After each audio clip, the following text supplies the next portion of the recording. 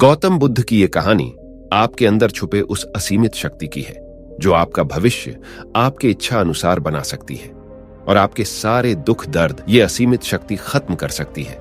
मगर दुख की बात यह है कि आप कभी उस शक्ति से मिले ही नहीं है। अब सवाल यह है कि वो असीमित शक्ति क्या है। ये जानने के लिए गौतम बुद्ध की ये कहानी पूरी सुनना, क्योंकि आप उस असीमित शक्ति से कुछ क्षण की दूरी पर है। एक बार की बात है, भगवान गौतम बुद्ध अपने शिष्यों के साथ किसी पर्वतीय स्थल पर ठहरे थे। सुबह के समय वह अपने एक शिष्य के साथ भ्रमण के लिए निकले। दोनों प्रकृति के मोहक दृश्य का आनंद ले रहे थे। एक विशाल और मजबूत चट्टान को देख शिष्य के भीतर उत्सुकता जगी। उसने गौतम बुद्ध से पूछा, धरती पर इन चट्टानों से ज्यादा शक्तिशाली कुछ नहीं होगा, क्योंकि ये अटल, अविचल और कठोर हैं। शिष्य की बात सुनकर बुद्ध बोले कि नहीं, इन शक्तिशाली चट्टानों से भी ज्यादा कोई और शक्तिशाली है। लोहे के प्रहार से इन चट्टानों के भी टुकड़े टुकड़े हो जाते हैं। इस पर शिष्य बोला, तब तो लोहा सर्वशक्तिशाली हुआ। बुद्ध मुस्कुराए और बोले, नहीं, अग्नि अपने ताप से लोहे का रूप परिवर्तित कर सकती है। उन्हें धैर्यपूर्वक सुन रहा शिष्य बोला, इसका मतलब अग्नि सबसे शक्तिवान है।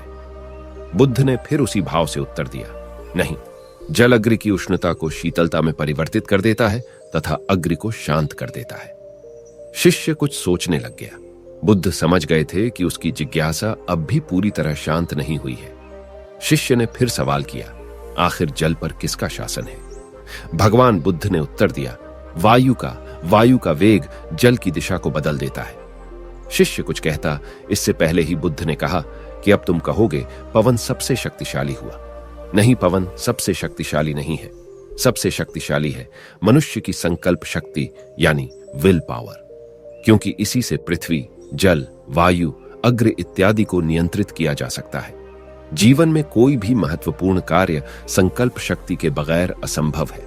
इसलिए अपने भीतर संकल्प शक्ति का विकास करो और आपके अंदर छुपी हुई इस असीमित विल पावर का इस्तेमाल करके अपने भाग्य के विधाता बन जाओ। आपको ये कहानी जरूर पसंद आई होगी। ऐसी कहानियां सुनने के लिए हमारे चैनल को सब्सक्राइब करना ना भूलें।